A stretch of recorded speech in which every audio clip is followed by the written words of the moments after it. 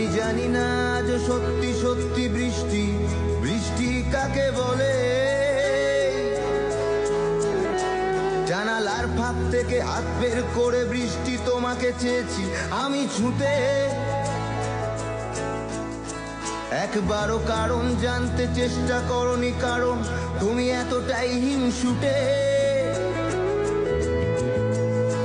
তবু বৃষ্টি তোমার বন্ধু হব, তোমায় অনেক প্রেমের গান শোনাবো, তোমায় আদর করব অনেক বেশি, তোমার চোখের চাউনি সর্বনাশী।